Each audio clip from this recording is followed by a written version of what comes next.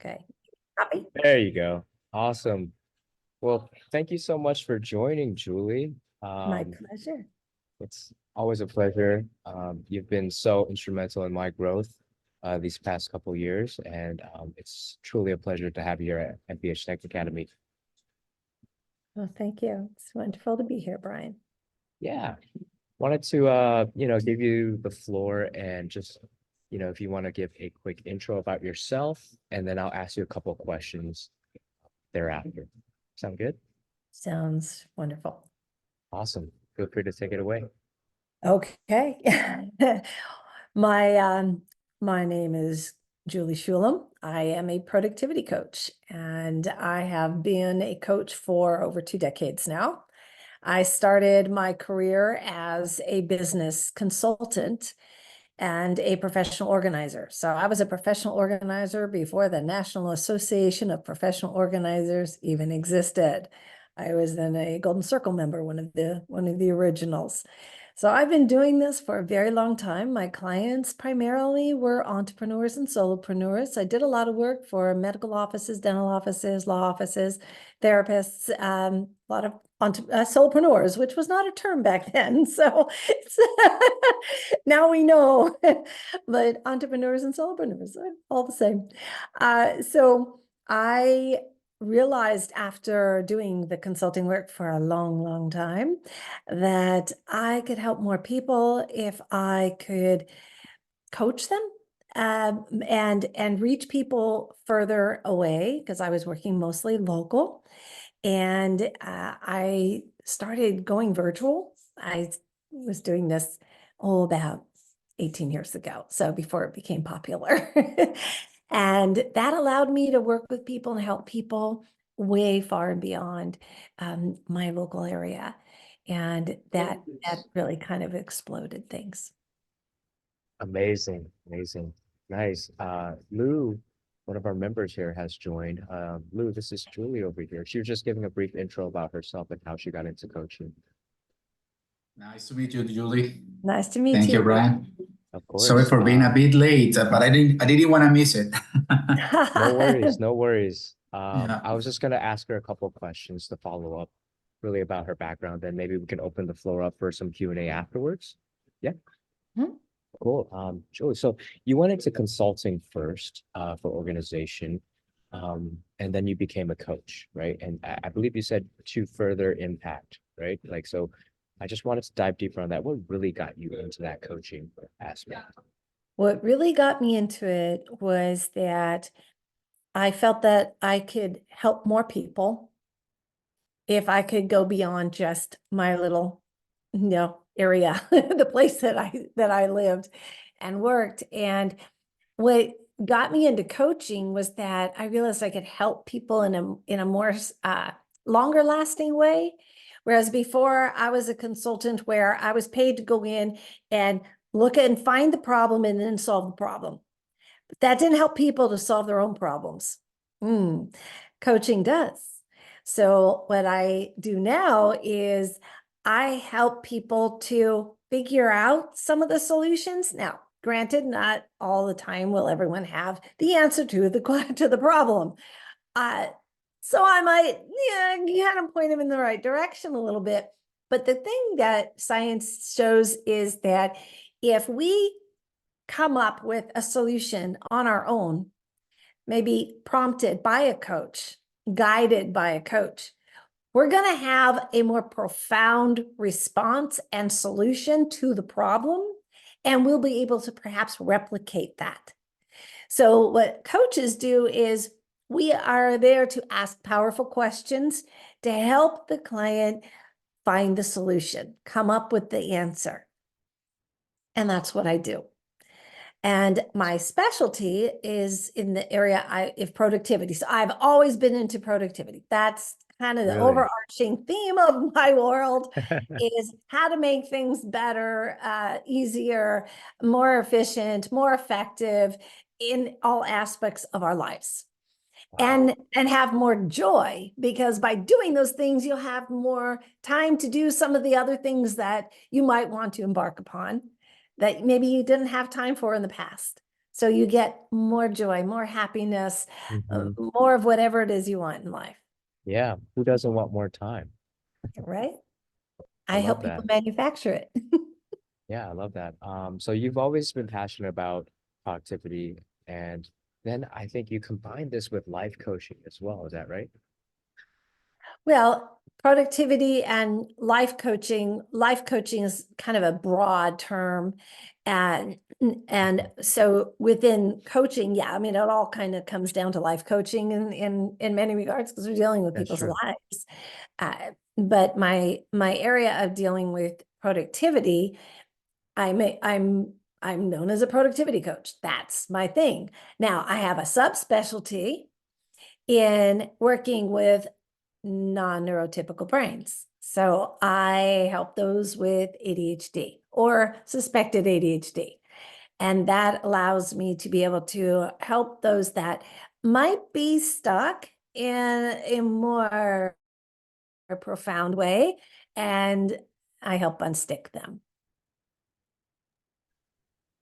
Amazing. Lou, you had something to add? Yeah, thank you, Julie, for sharing. Obviously, this is a very competitive market for life coaches. There's so many people, and more by the day, right? People that are pivoting to coaching. I wanted to hear from you the results of your clients. If you can speak to that, what transformational things have they accomplished, and what percentage of your clients you would say have been successful after completing your program? Well, my program is not I don't have a program per se, but an experience in coaching for sure. And oh my gosh, I have so many success stories. It's Yeah, wonderful. And I there's a will lot. have a few comments about that, everyone coming out to be a coach concept as well. But I recently finished with a client who was on the verge of perhaps losing his position. He was not meeting expectations in terms of he was not bringing enough billables to justify his salary.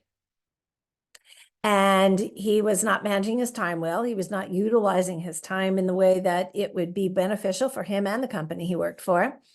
So we worked very diligently on seeing where he was putting his time and had him gain some more awareness and restructure how he was working and how he was utilizing his staff. So he was just not being efficient in many ways.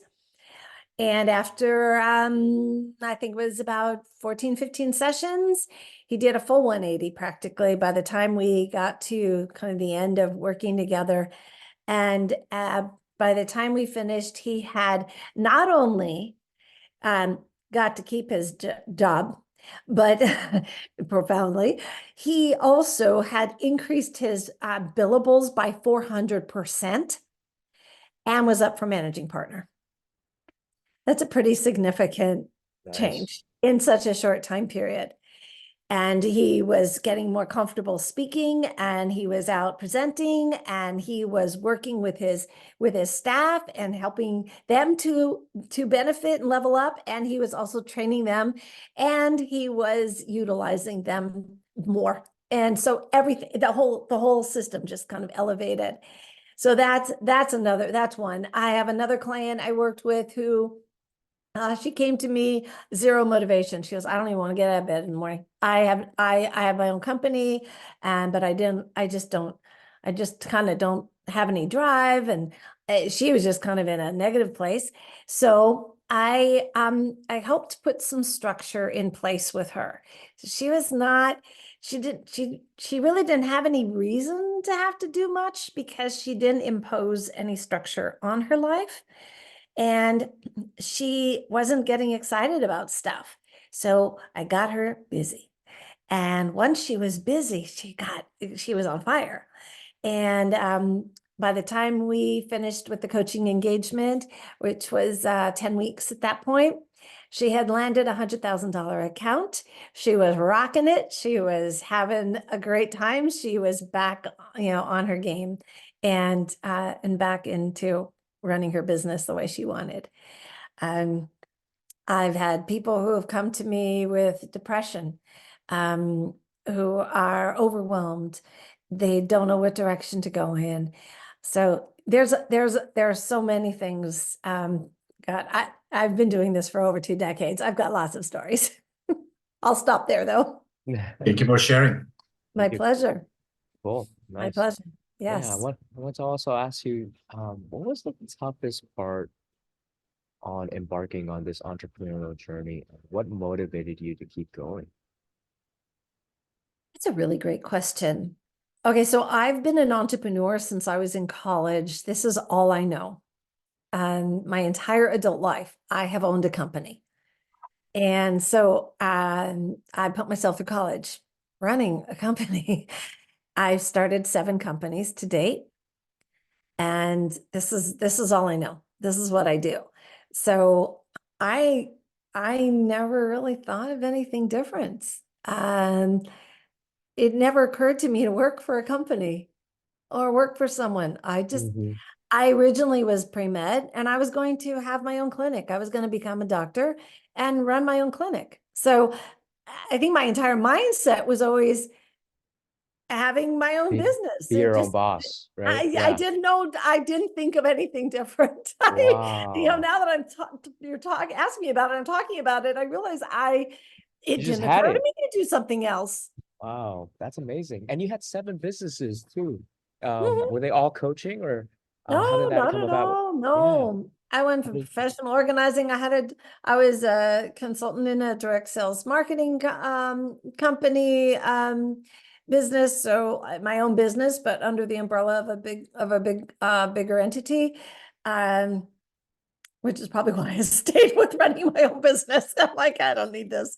And I had a photography studio.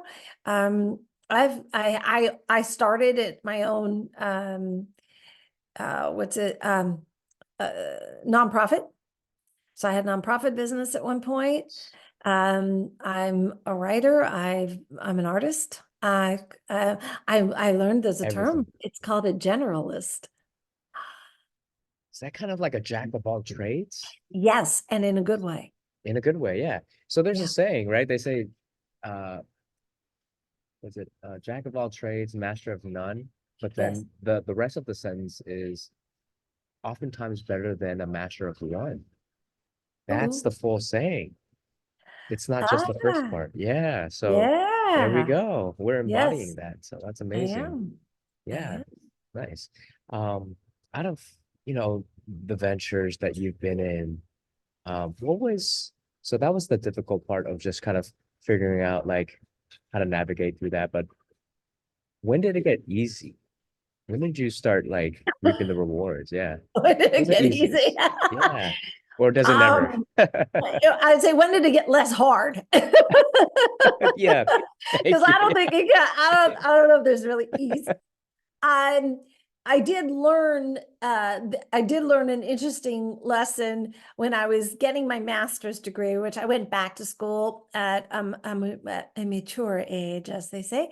And during that time, since I was writing a lot of papers and working really hard on my degree, I I was still seeing my clients, but I wasn't networking and marketing and building my funnel or keeping my funnel full. And so after 3 years, it kind of dried up. And that was not fun. So I almost I was like, oh my gosh, I have to start all over again. So you can't stop. But once you get on that train, you're on the train. Because if you get off the train just, goes off in another direction without you. Yeah. So I realized that that got hard. That was hard, just constantly having to, okay, next I have to do this, and then what, and then what, and you don't get to stop. You have to keep going. Yeah. Um, and it it flipped when I started really making sure that I got my name out there. So, established my brand that I did years and years ago. I made sure that I have a really good website with really good SEO. That's crucial.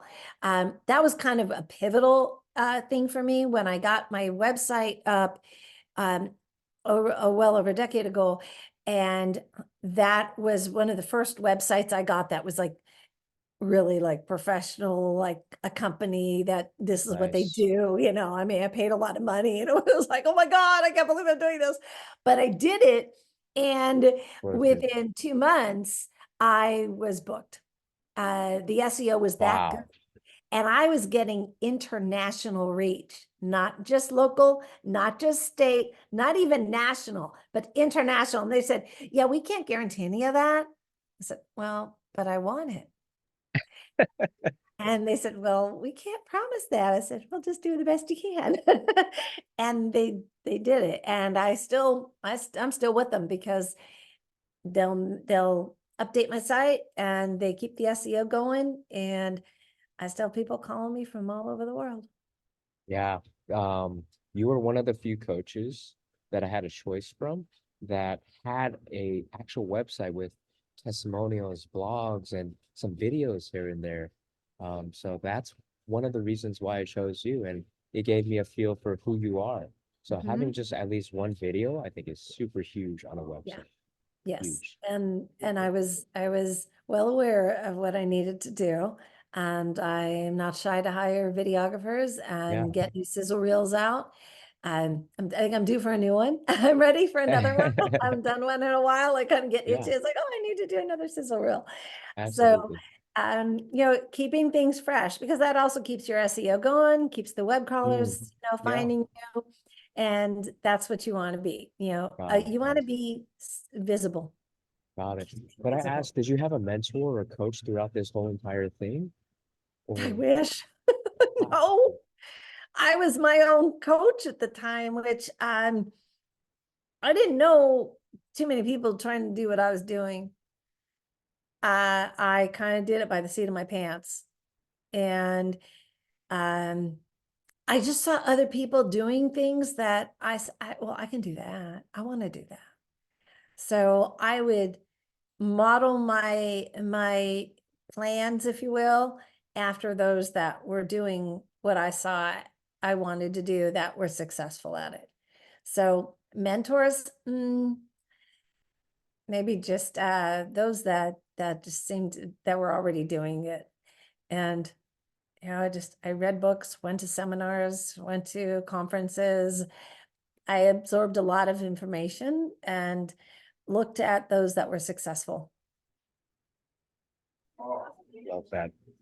I love that advice. Yeah, I think when I look at my journey too, I didn't necessarily have a coach guide me, but the mentors became my coaches as well. And then my, self-study in combination with just talking to people more and more, right? And just taking action, a lot of action and a lot of discipline to get there.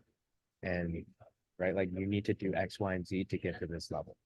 So I said, all right, let's get to work. Right? I love that. That's cool.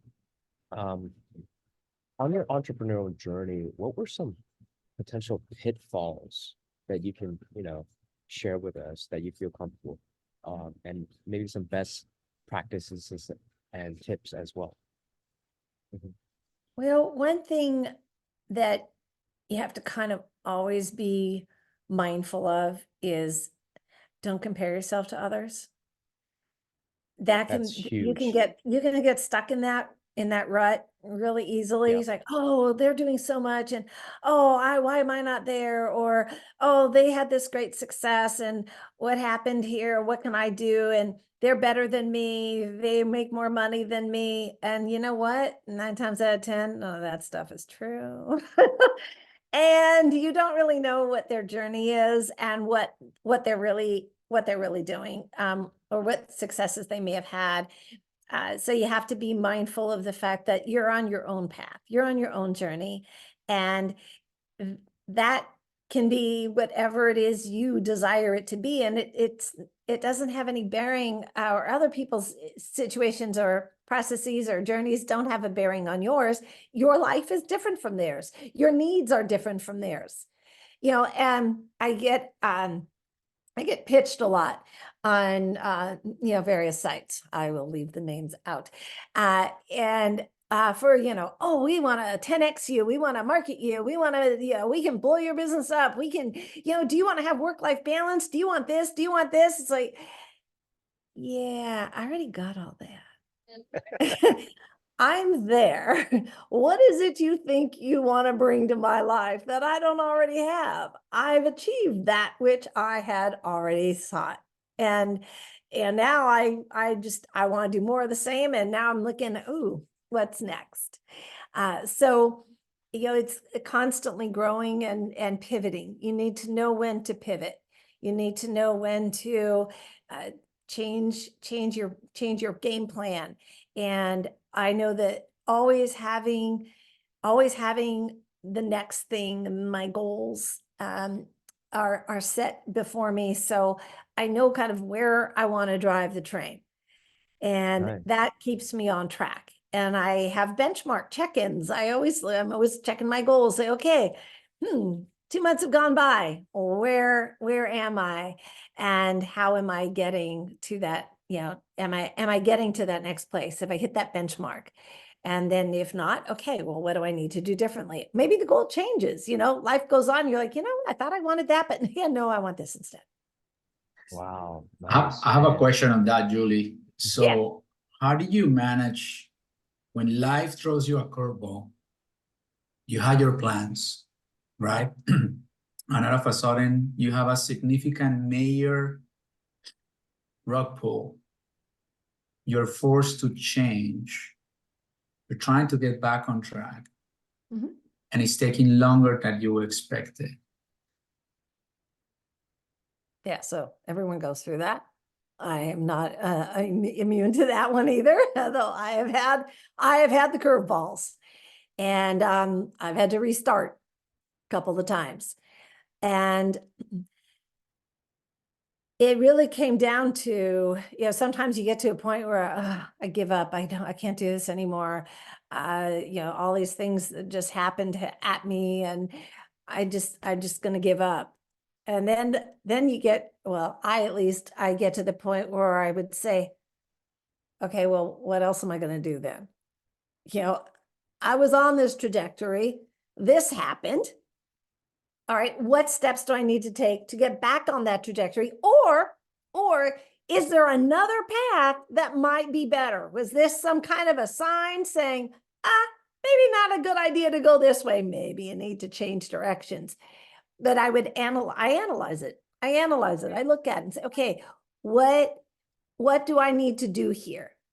I was in a situation where I was up against a wall, kind of a thing. And I sat there and I said, okay, I got 4 choices here. I got a plan A, B, C, and D of how things were gonna work out. And I put everything into the works in order to get plan A to happen. That was the best case scenario. I'm like, okay, this is best case scenario. What do I need to do for that to happen? And if it doesn't work out, plan B, I could live with. Plan C, kind of not sort of. Plan D, not a good idea at all. But at least I had some idea of what I could do. And I just went for it. And I have this term that I use with people. When you want to do something, focus. Pretend you're a horse in a parade. A horse in a parade wears blinders or blinkers, where it keeps them staying on track, moving forward, and eliminating the distractions that are on the side of them. You must be able to do that, because curveballs are going to come at you. You have to stay on the trajectory that you had set up, unless it turns out that curveball is telling you something. You have to be able to ascertain, is it something to listen to, or is it something to deflect? I love that. Thank you. When do you think you would know? If there's any advice on that? Like, how much further do you, because I've been there before, how much further do you keep pushing through before pivoting, potentially? When you exhaust all options, Mm. if you write down the different options you have and you go through them and realize, okay, this didn't work, this didn't work, this didn't work. You can also consult with a coach or with a mentor, someone who may have had this experience already, and they can say, hey, yeah, I've done these things. This one might really actually work. So go ahead and give that a go. There's so many different philosophies of how far to drive and where to go, depending upon what the circumstances are.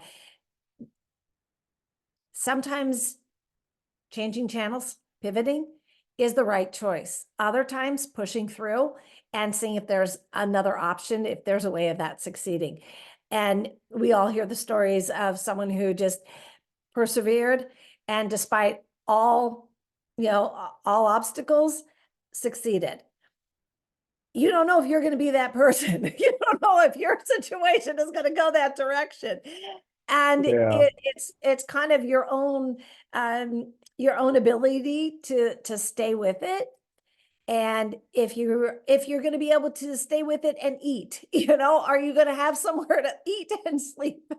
And if you can hold out, and you've got good support, then chances are that can actually happen.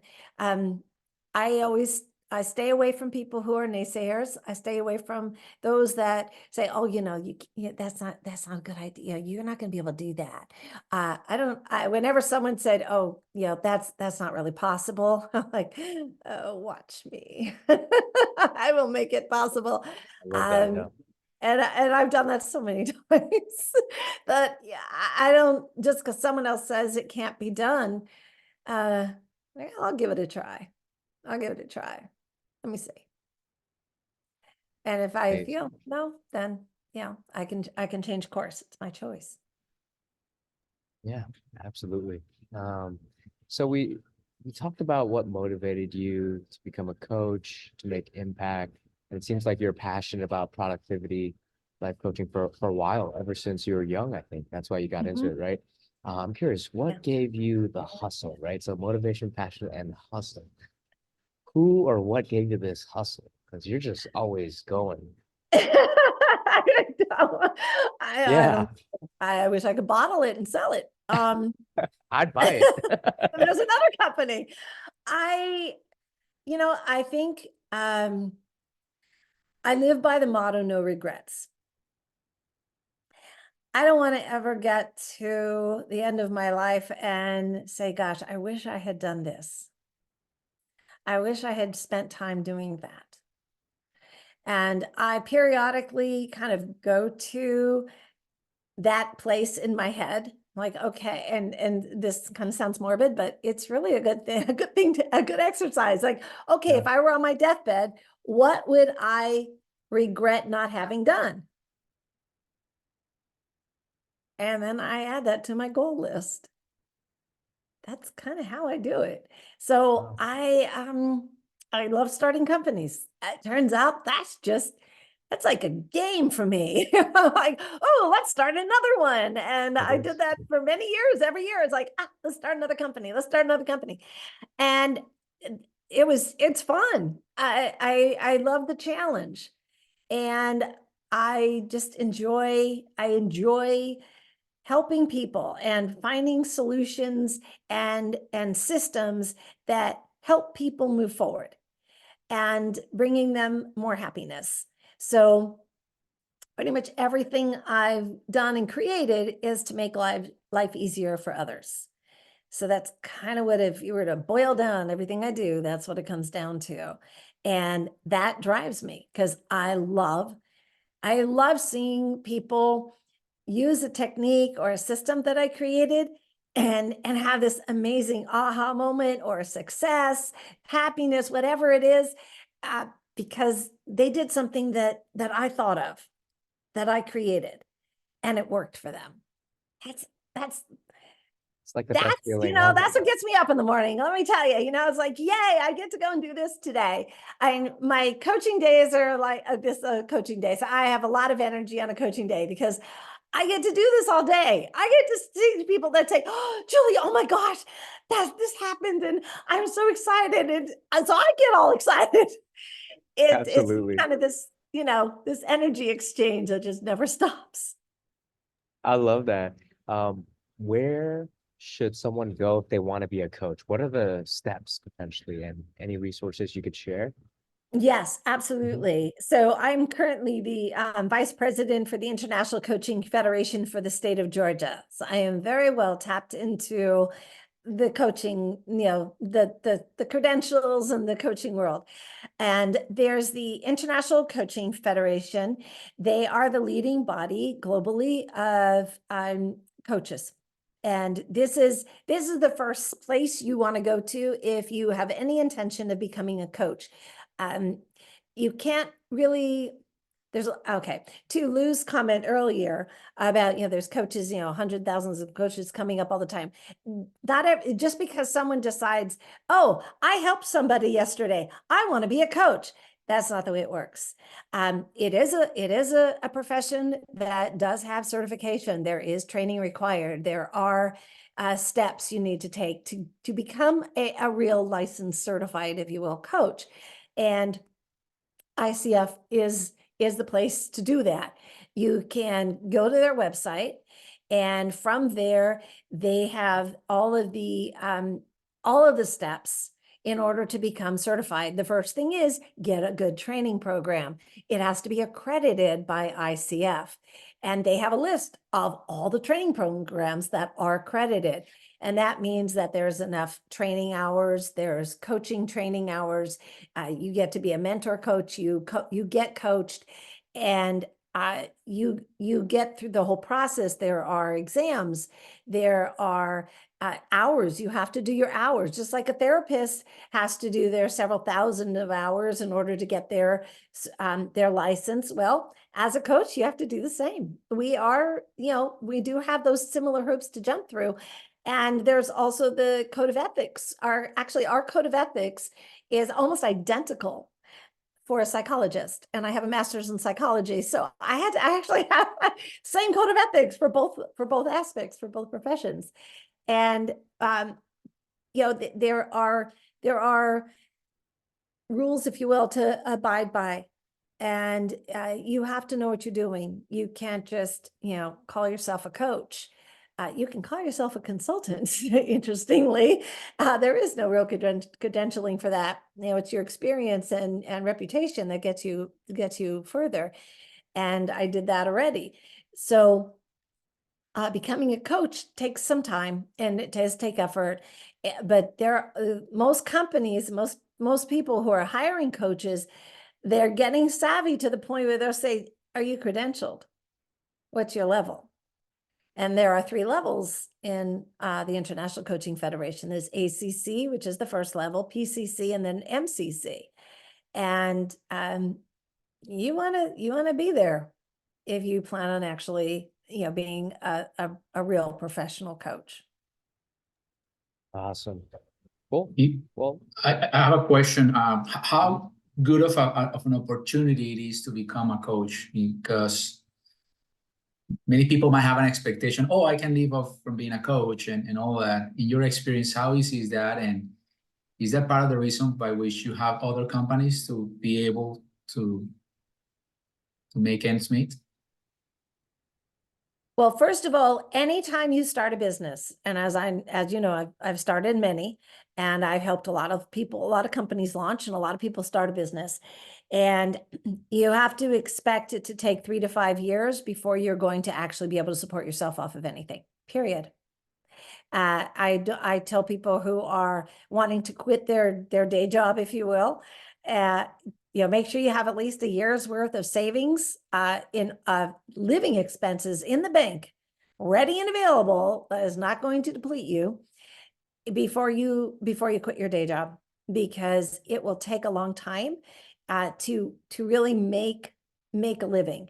And one thing, when you're an entrepreneur, one of the harder things to deal with is the ebb and flow.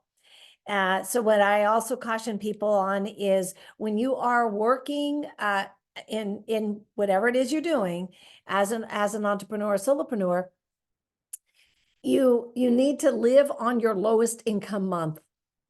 So if you know that, a certain month of the year is going to be, this number, you live on that number. If you have a month or a few months that are way up here, awesome. Put that extra in a savings account, leave it there.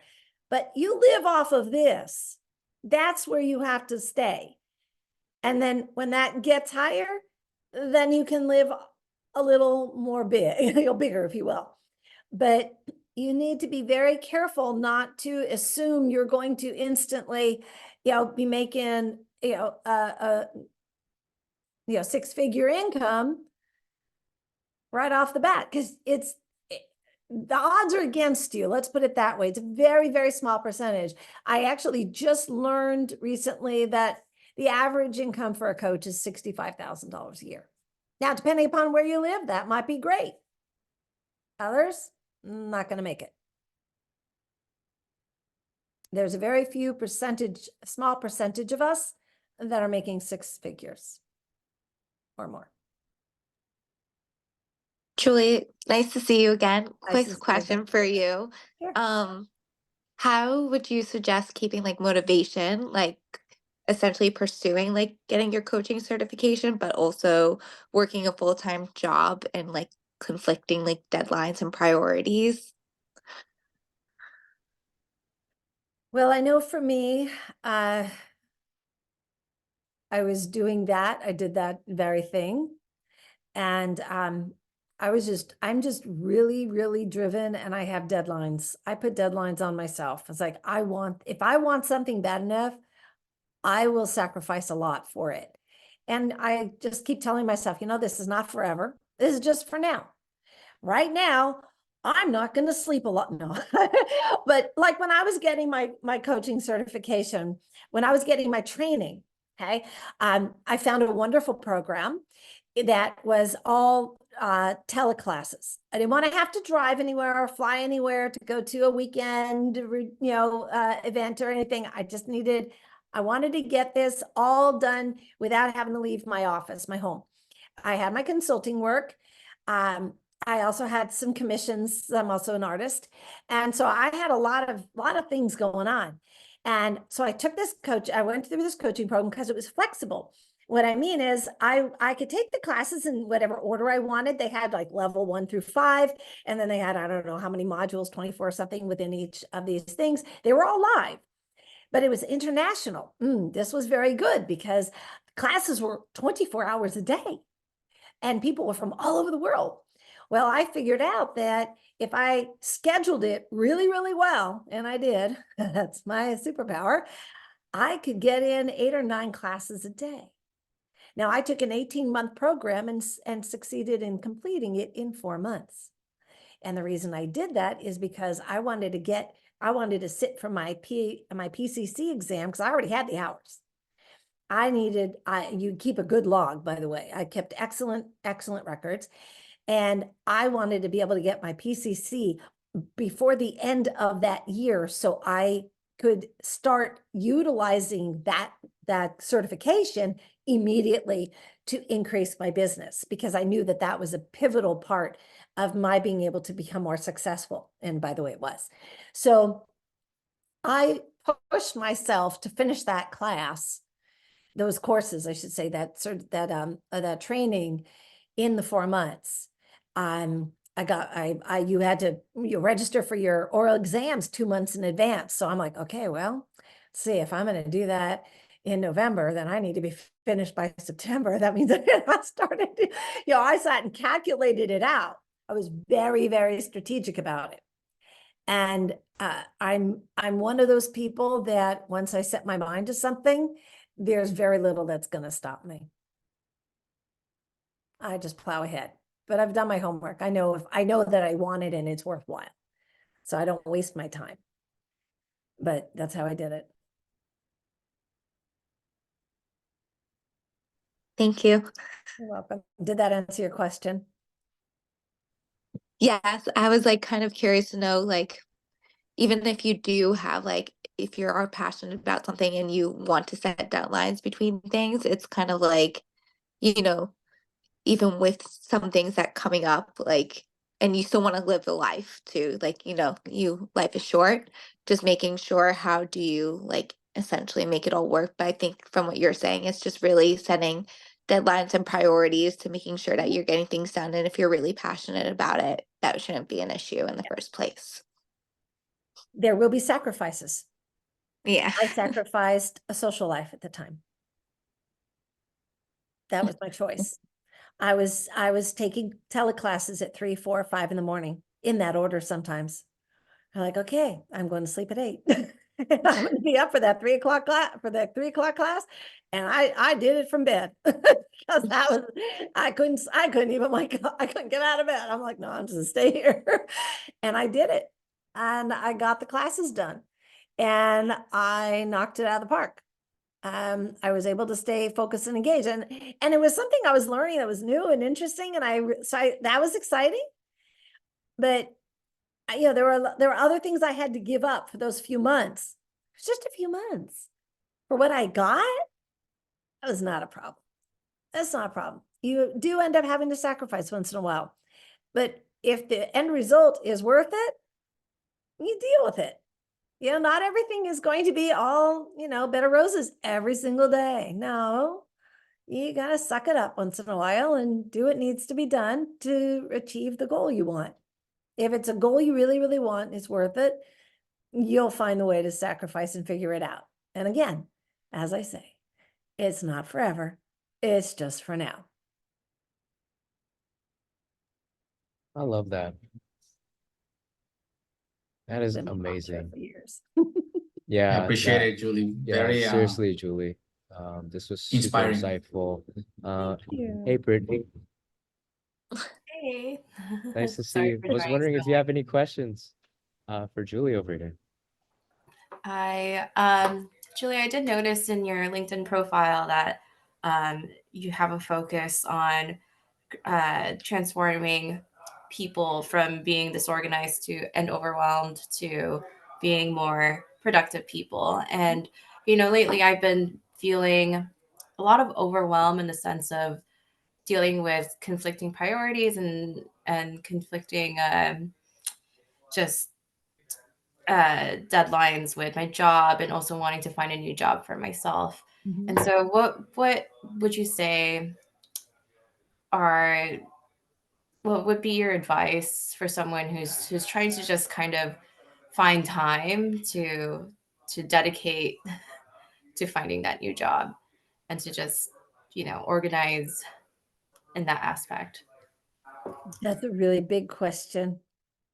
With a big answer and also a lot of coaching questions. Um, so I can tell you a few things that some clients have had success with. You need to be really, really good with owning and managing your calendar. That's pretty much, I refer to the calendar as the GPS of your life. Tells you when you're going to do what, where you're going to be going. And you really have to stick with it, follow it, and keep it incredibly well utilized and updated. And sometimes, as I said just a few moments ago, you're going to have to sacrifice. So I've been there. We've all been there at some point. There was a time when I was pivoting from consulting to coaching, and I couldn't just stop one and start the other. So I kind of did one of these, well, as I start bringing up the coaching, I let go of the consulting until this one was earning what this one was. And that required me to work. I'm not exaggerating, but I was working 7 days a week, 12 to 14-hour days for 9 months to make that happen. But I like food, and I like a roof over my head, and I And- like my car. So and- I worked to make sure I had all those. And how do you balance with your family, the time with your family? That was at a time when my kids were already grown and out of the house. So I didn't have that factor when balancing a family, and that sometimes becomes your job. So it's hard if you have a partner that you are that you can balance with. that makes it much easier.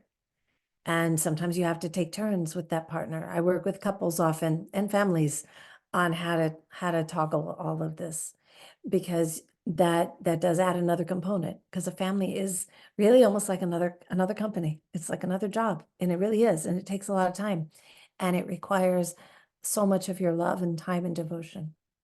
You can't sacrifice that. So yes, sometimes there's a season for making these pivots. Thank you for thank you for the answer. My pleasure.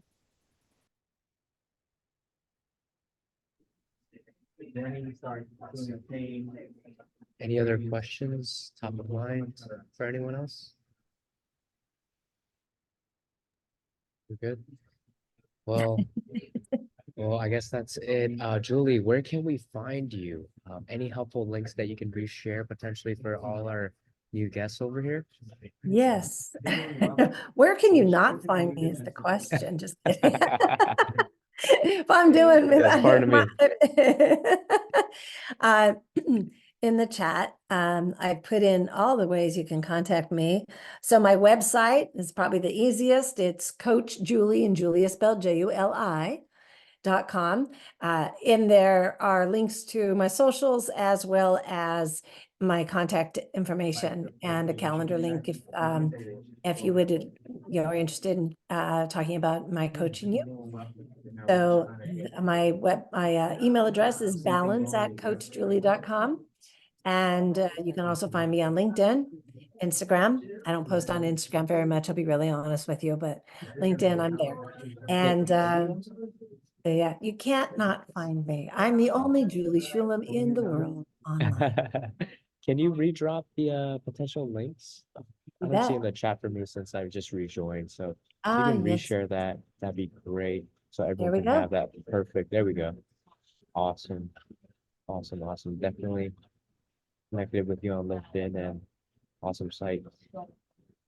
And Well, I'll put in for since some had asked about the coaching, I will put in the link for the International Coaching Federation, so you can tap into that resource.